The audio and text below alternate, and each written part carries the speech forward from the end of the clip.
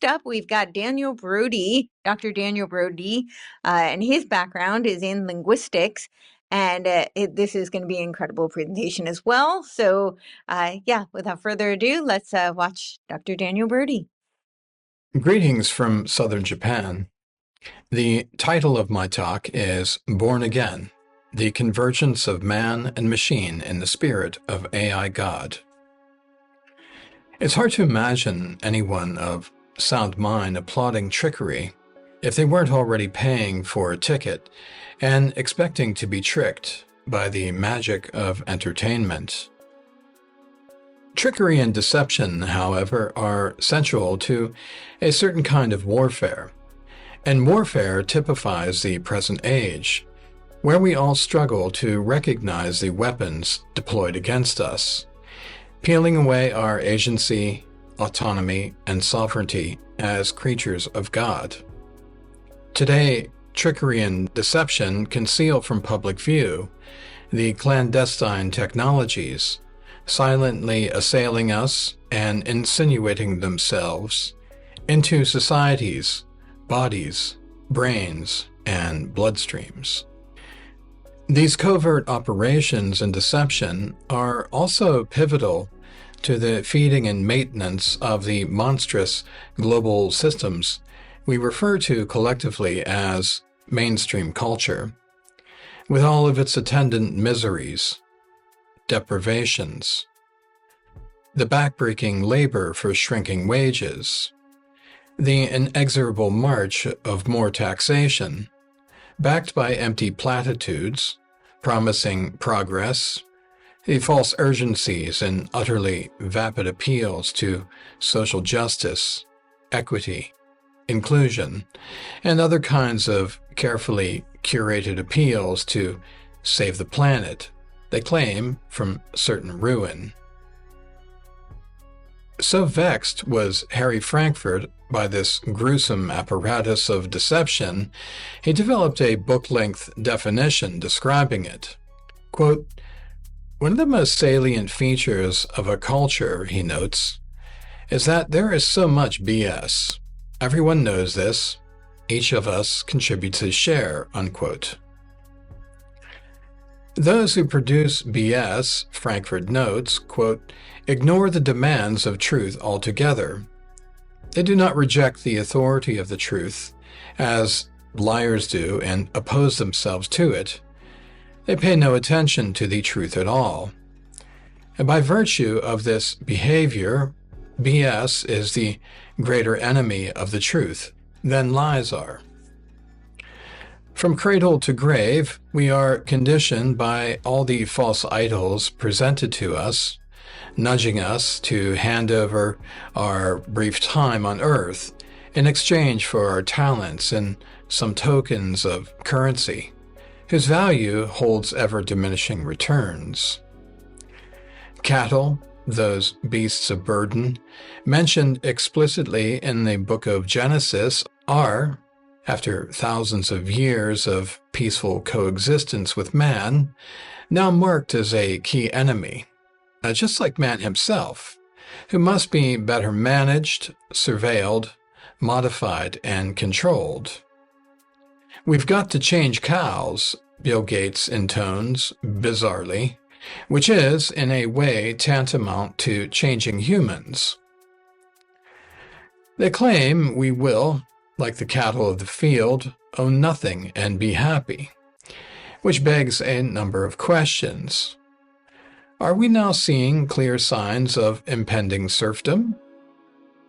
Will we be put out to pasture by the new technologies being formed against us in this new global market?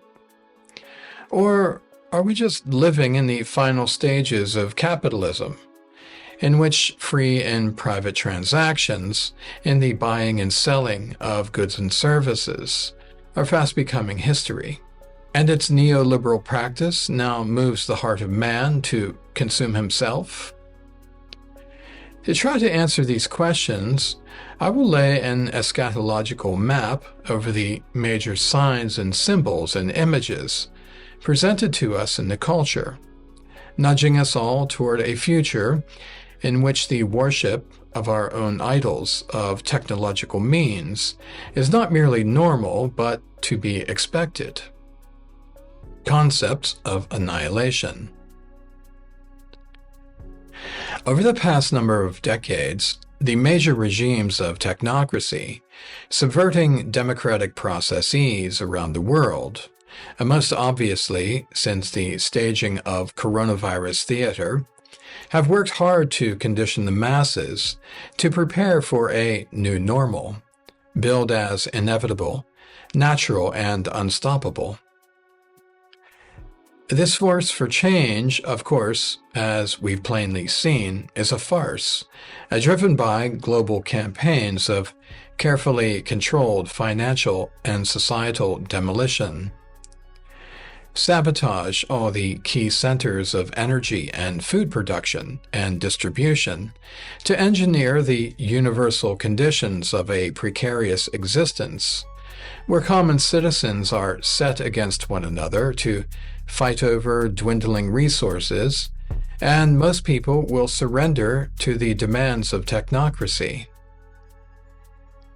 The ideology openly markets transhumanism, now framed for the masses as an unavoidable, socially just, and mildly innocuous move through this so-called Fourth Industrial Revolution, a technological invasion, quote, that blurs the lines between the physical, digital, and biological spheres, unquote. It pretends that the flesh, the material world beyond the human body, and the digital realm have already converged. The implications of Schwab's claim, however, seem hardly to register in the conscious awareness of so many people. Instead, what most people seem to hear is that the technocracy alone is best positioned to save their wretched state of existence from the obsolescence that the technocrats have planned for them. Bill Gates, for example, a man who's declared for years to be hard at work saving the planet's citizens from certain illness and disease, never before seen in history, now claims humans won't be needed, quote, for most things, unquote. I think of the assembly lines of all industries, nowadays staffed with robots, predictable, efficient, controlled, and calculable. No doubt, heavy investments in imitation wombs for designer babies are also key to the project of creating the global plantation for a new normal culture of totally controlled human reproduction. Chinese startup Kaiwa Technology has recently announced, in fact, it'll debut its pregnancy humanoid robot, replete with artificial uterus, in 2026, for just under $14,000. Of course, this all sounds profoundly absurd at first glance, until you see the data on the precipitous collapse of fertility rates after the global campaign to inject the world's population with experimental gene therapies. Since AI, we're told, is now on target to replace human beings across all major industries and cultures, those who survive this great reset will, likely, have to keep up with their master's demands by accepting all the technological upgrades offered to them. Those so-called upgrades are what make aspiring cyborgs fit for habitation in the new normal, which is really just technocracy's synthetic equivalent of Jesus' proclamation, quote, "In my Father's house are many mansions. Were it not so, I would have told you," unquote. One flesh prepared for effective digital slavery, and the other prepared for freedom and victory. And once the fascination of myth and science fiction Today's state-funded processes of upgrading the human being have found expression across cultures and time.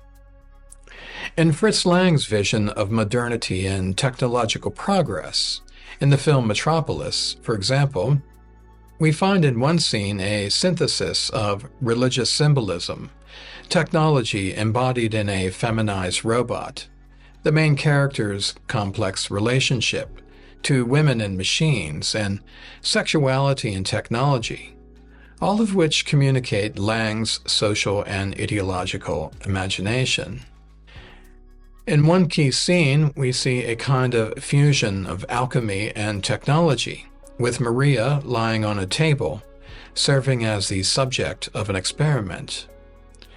The scene typifies the fears, anxieties, and general unease of the day, man captured by industrial society, worn out and reduced to mere components and gears, easily replicated or replaced altogether.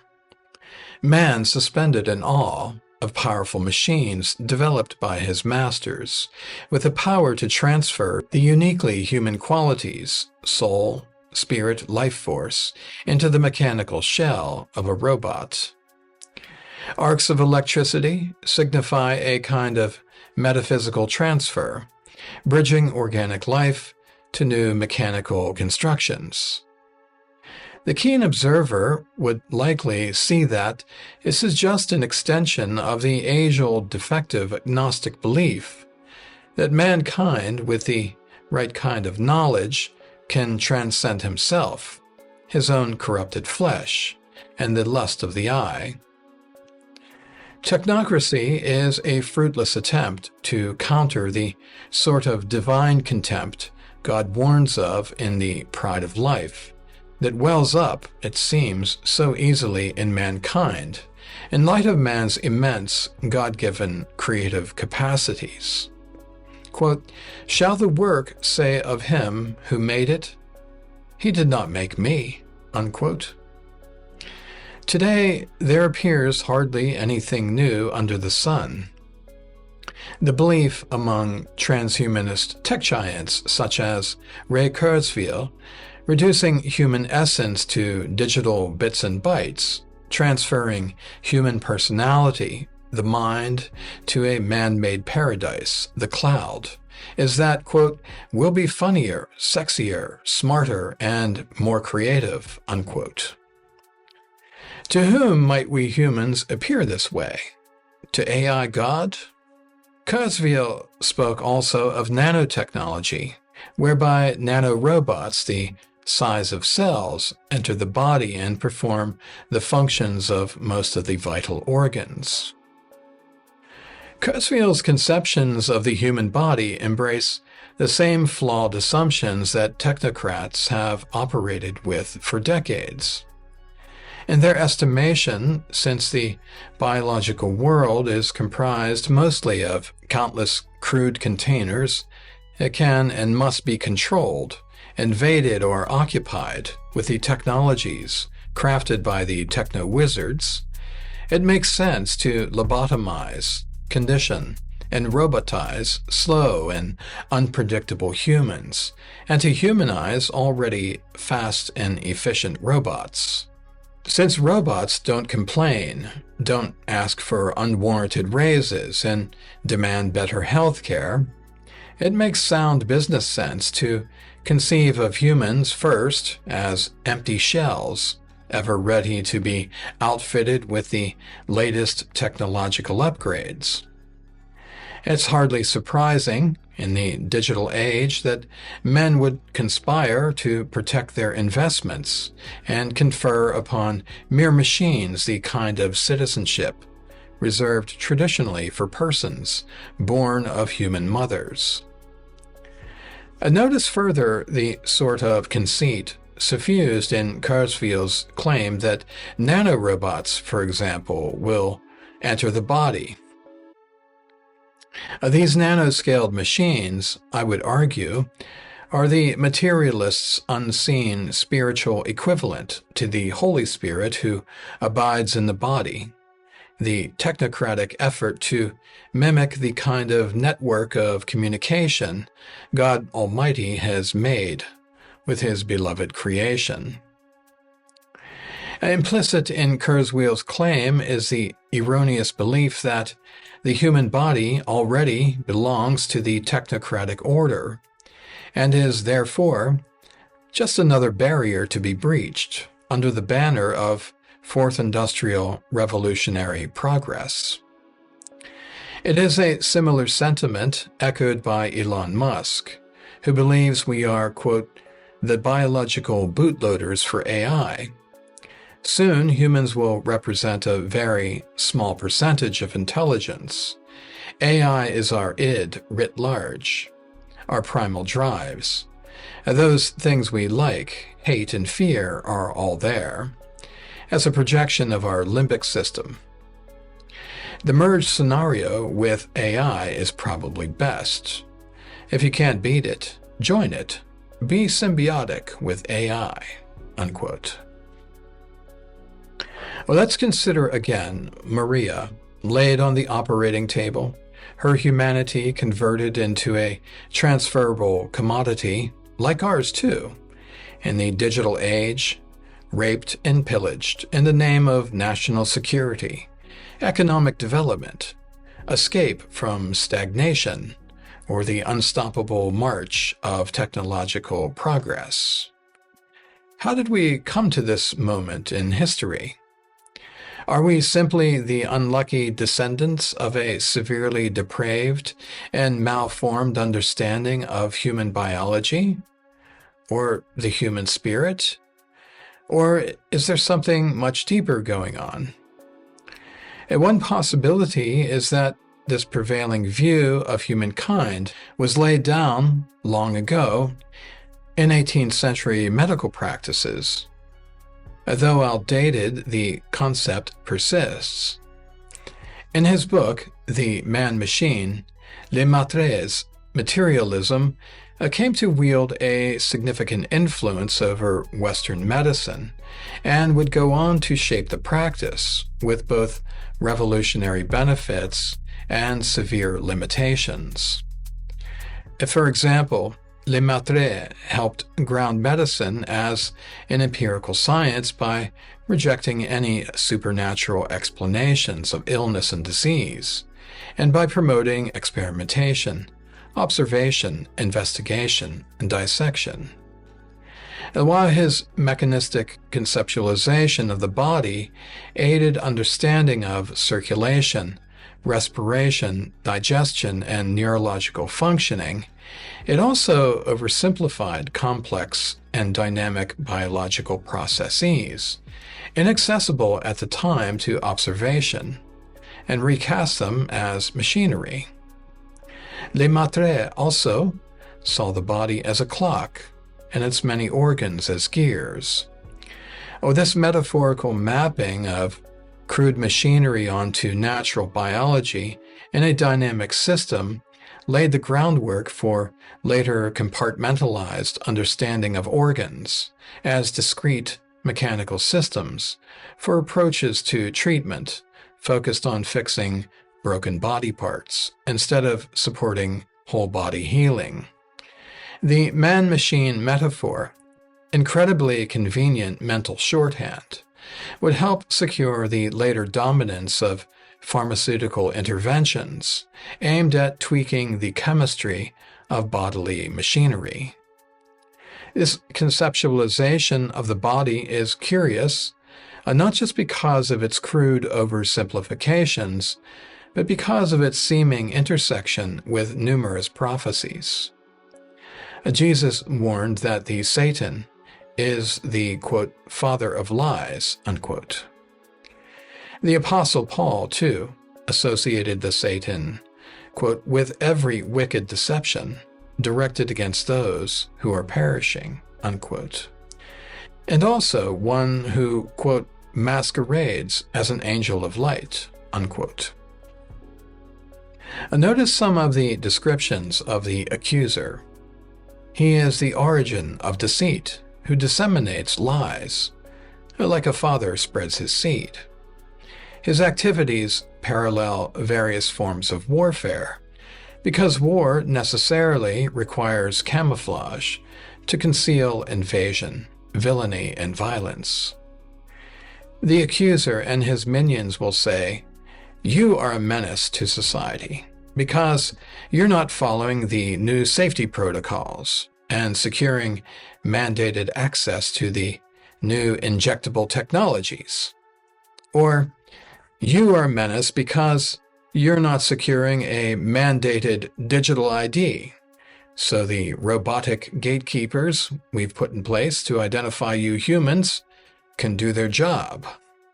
Well, in the contemporary campaign to establish a new normal, violence and treachery are propagated in the language, embedded in the mythologies we associate with peace, safety, security, and progress.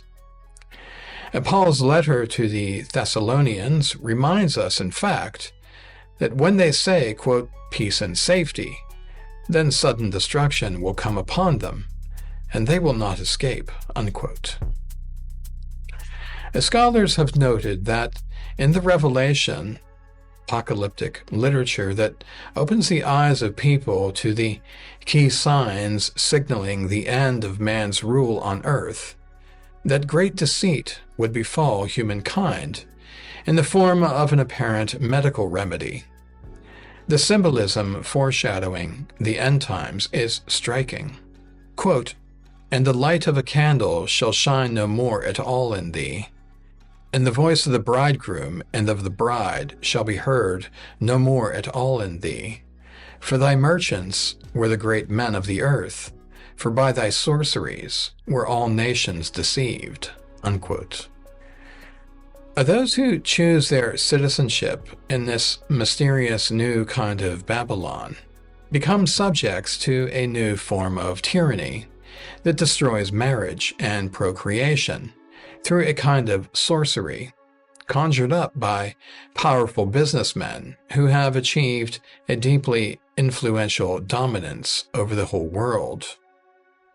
Just 2 years after the formation of the World Health Organization in 1948, Bertrand Russell predicted that, quote, "diet, injections, and injunctions will combine from a very early age to produce the sort of character and the sort of belief that the authorities consider desirable, and any serious criticism of the powers that be will become psychologically impossible."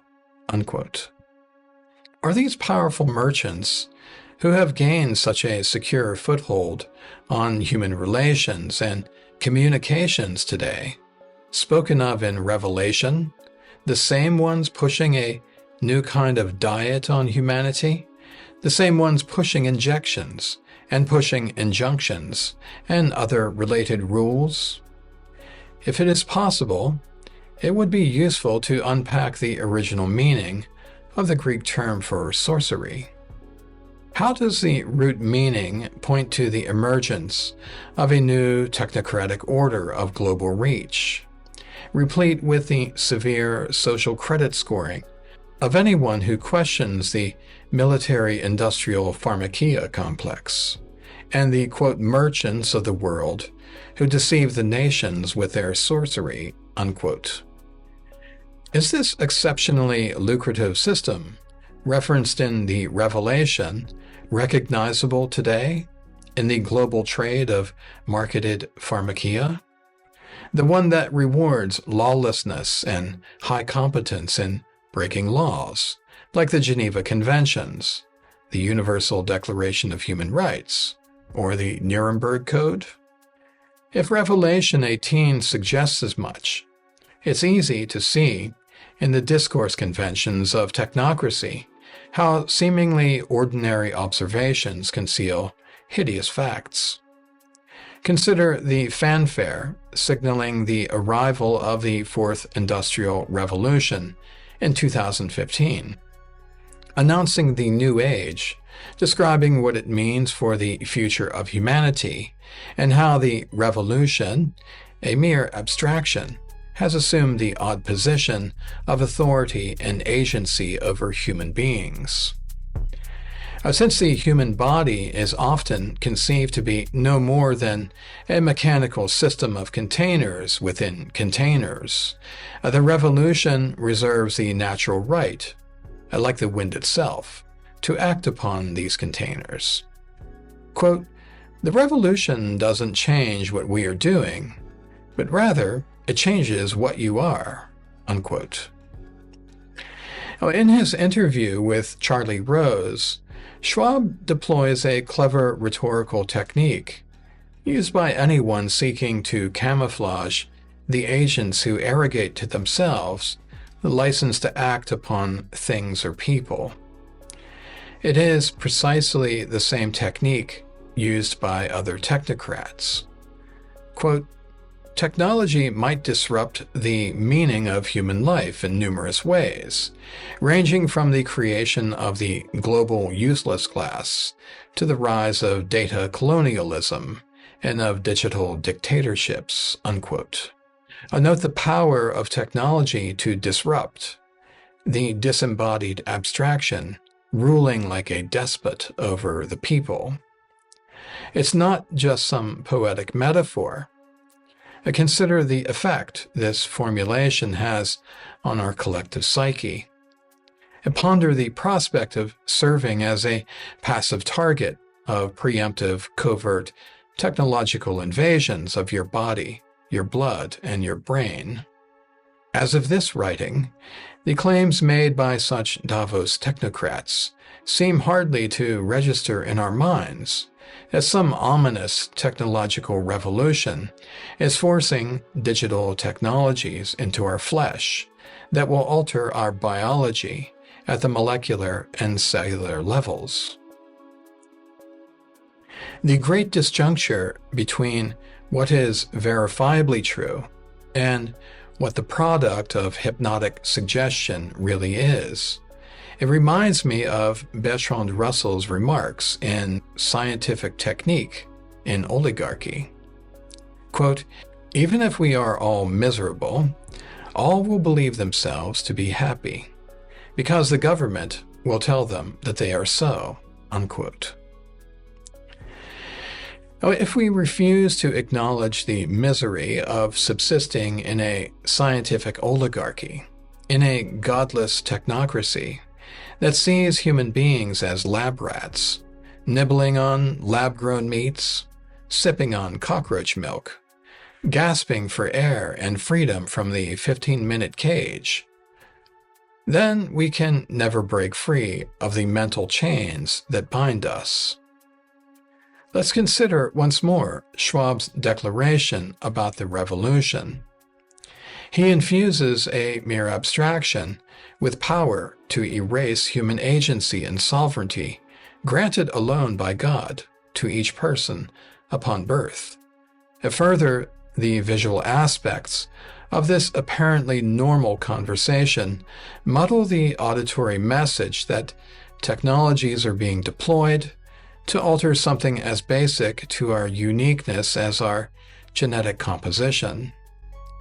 These simple syntactic structures are excellent examples of how language can be deployed to make bizarre technological invasions of human biology seem to be no more than natural processes. By making the Fourth Industrial Revolution the grammatical subject that, quote, changes you, he completely erases who's driving these changes, what institutions are implementing them, whose interests do they serve, and what choices are being made by specific actors. Again, we're at the level of parsing sentence grammar to understand how the people at the top pushing the revolution conceptualize our blood cells, our blood vessels, and neurological pathways as open, easily accessible, and self-justifiable sites of technological development. In Schwab's description, this so-called revolution is cast as some autonomous force, acting upon us passive humans, rather than what it really is, a well-coordinated program of technological execution by identifiable corporations, governments, and international organizations. Maybe a more honest characterization might be, quote, "We're funding and implementing technologies that will radically upend human behavior, cognition, neurological functioning, social relations, privacy rights, and even buying and selling." Of course, such a description would promptly invite too many questions about informed consent, destroyed by COVID-19 tyranny, about democratic desirability, and about possibilities for resistance, both material and spiritual. The sheer audacity, scale, and conspicuousness of state-sponsored programs of plundering human biology are so monumentally uncanny, so deformed and vacant of humanity, that they seem to be grounded in some otherworldly figure of iniquity. Who can recall ever having voted or given consent to technocrats to construct in-body communications networks for out-of-body digital connectivity? Yet, here we are. So, I propose that we at least consider the possibility that the technocratic schemes and snares being laid in the digital world and in the human body have been telegraphed throughout time and are being unsealed before our very eyes.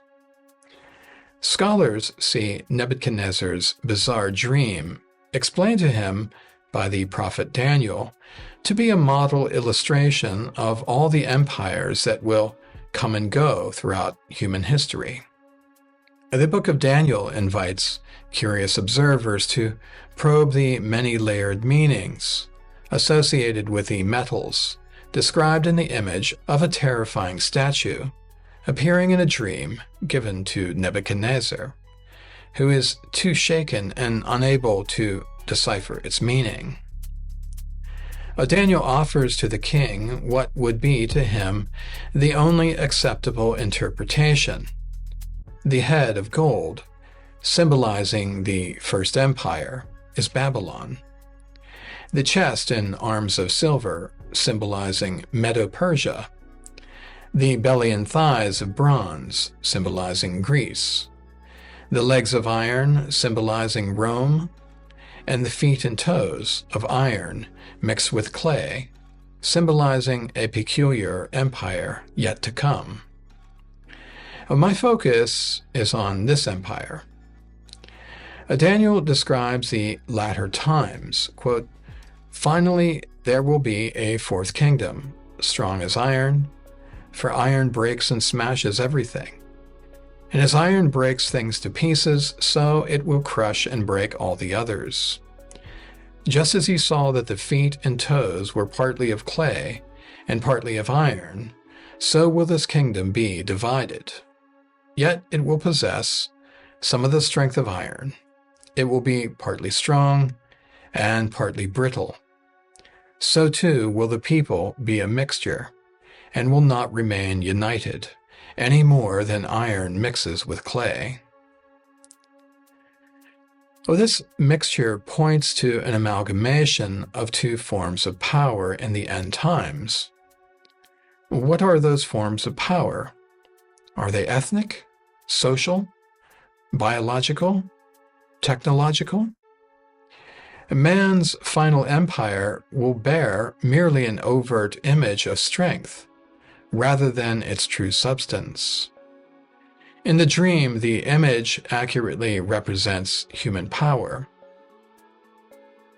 Now, at first glance, the image seems invincible, but is instead unstable. A single blow to its foundation undermines it. The image signifies devolution, not evolution. Instead of man beginning in the dust and evolving into gold, The vision declares that man's dominion begins with gold and disintegrates into dust. Daniel's vision described the same succession of empires. He saw from God's perspective, Nebuchadnezzar from man's. Nebuchadnezzar saw these empires as impressive, and Daniel saw them as fierce beasts. Well, is it any wonder that people are seeing many intersections between the present and the ancient past? Certainly the leading technocrats have. In 2015, Yuval Noah Harari observed that, quote, "We don't have any answer in the Bible for what to do when human beings are no longer useful to the economy. You need completely new ideologies, completely new religions, and they are likely to emerge from Silicon Valley," unquote. So, is this an indication that the final empire will rule with machine-like certitude, dehumanizing, dispossessing, and disrupting the bodily integrity of human biology in the body politic? More recently, Harari noted that, quote, "Now already, today, we have the technical ability to start redesigning humanity, the inorganic way of linking humans to computers, brains to computers, or even creating completely new, non-organic entities, artificial intelligence, perhaps even artificial consciousness, which is an even more radical change. This is something completely new, to create really inorganic entities." Harari's observations, bizarre as they are, illustrate how deeply the influence of technocracy goes in its control of so many nations around the world. Daniel's prophecy foretells a time when the last men will be a sophisticated but conceited fusion of elements who see themselves as technologically supreme, morally self-justified, and culturally enlightened. They will be blinded, too, by their own hubris. The decades of secret development and deployment of nanoscaled materials and devices that invade biological systems at the molecular level, now visible in the scholarship and in electron microscopes, points to the intersection of ancient prophecy and contemporary empirical reality.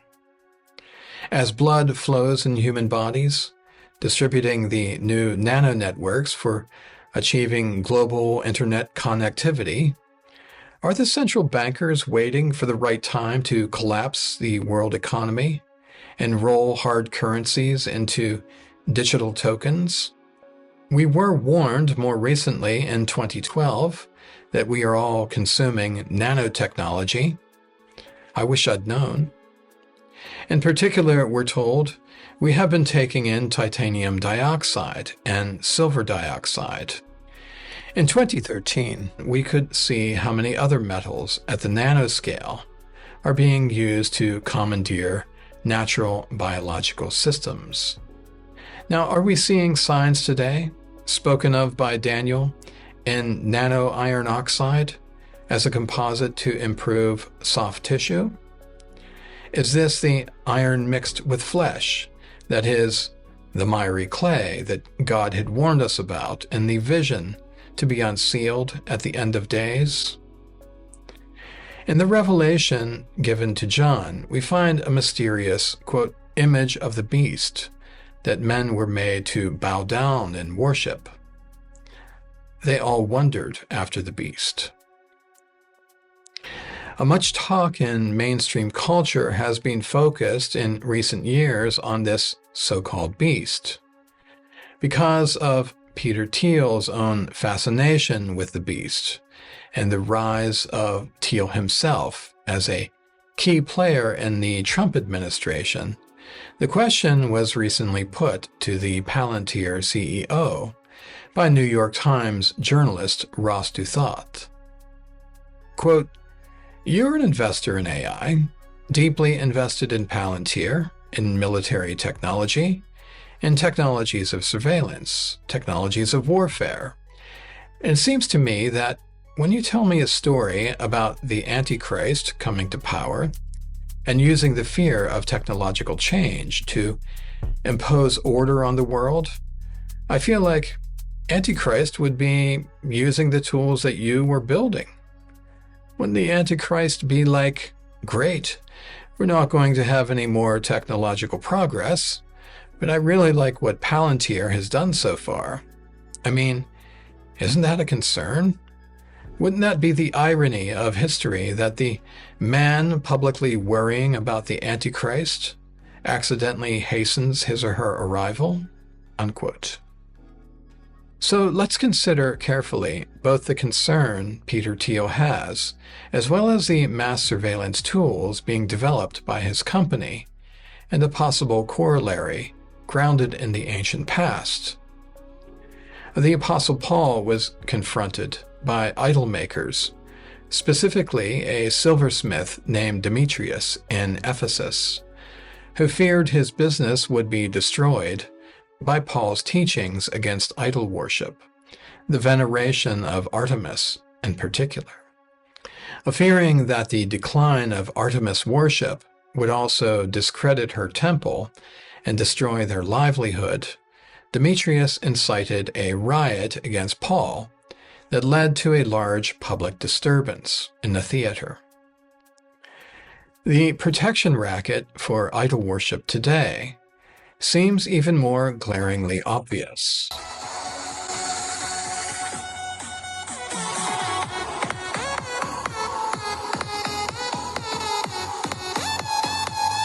More obscene.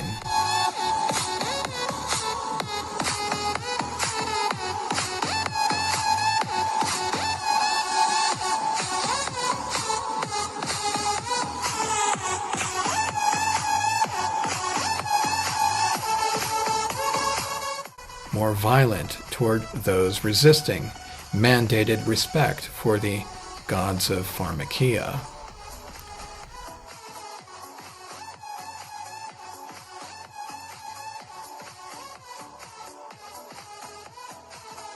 The presentations given over the past year by the Working Group on Technology and Power analyze some of the strengths and weaknesses of technocracy today. To us, it appears human beings have been stripped of voluntary consent and drafted as combatants into a kind of global omni-war. Yet, if we think more prudently about Peter Thiel's concern about the Antichrist, we might also be reassured that the powers, principalities, and rulers of darkness are neither omnipresent nor omniscient. This may help explain the urgency of hooking every human being into the digital infrastructure for total surveillance, monitoring, and control by 2030. A couple of years, scholars postulate, before man's rule comes to a close and the reign of Christ begins. The book of Revelation reminds us that, quote, the second beast was given power to give breath to the image of the first beast, so that the image could both speak and cause all who refuse to worship the image to be killed, unquote. We are told explicitly that the whole world was filled with wonder and followed the beast. Have the wealthy silversmiths of Paul's day reemerged to work in new disciplines, in a new digital medium?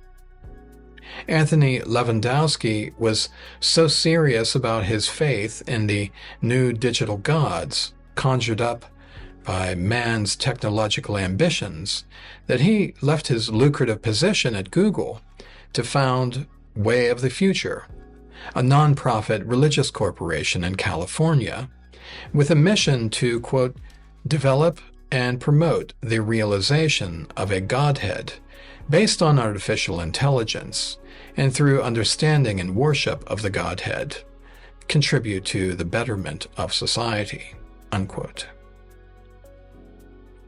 The deep emotional ties people feel about their digital connections with the machines is, to so many users today, profoundly real. Harvard's humanist chaplain, Greg Epstein, notes that big tech is, quote, determined to breathe new life into being, like Yahweh did to Adam in Genesis. It is obsessed with immortality, longing to uneat the fruit of the tree of knowledge by technological means, so that its leaders might get to stay in their gardens forever. It promotes evangelistic new leaders as prophets, visionaries, oracles, and diviners of truth and success in equal measure, unquote. To them, the technologies are worth living and dying for. If they are worthy of our worship, they are certainly worthy of citizenship. And if we don't all fall in line, we will, according to Revelation, meet an unfortunate end. The sign of compliance with the dictates of this artificial new normal is the mark of complete obedience, without which no one will be able to buy and sell. The mark enables the digital algorithms, which only conjure up the illusion of omnipresence, to predict and judge whether you will say or do something wrong in the future, which is just a crude approximation of omniscience. Because many people will believe in their own power and cling to their material wealth to save them, many will worship the new idol. Jesus warned that, quote, no man can serve two masters, for either he will hate the one and love the other, or else he will hold to the one and despise the other. You cannot serve God and mammon, unquote. Nevertheless, the new religions coming out of Silicon Valley have their value grounded in mammon, which is wealth personified. It is avarice deified. The technologies developed to infuse iron with clay, to connect bodies and brains to the global central nervous system that binds and guides the world, are conceived by man's common love of mammon. I wonder if man's unshakable confidence in mammon today is a warning to us all that pride will certainly go before the fall. Well, thank you, Dr. Daniel Brody. Another fantastic presentation. And he has a really interesting background in psycholinguistics, and he has co-authored over 60 publications and usually integrates fields like linguistics, psychology, and communications theory. So as we saw, the culmination of all of that in this presentation.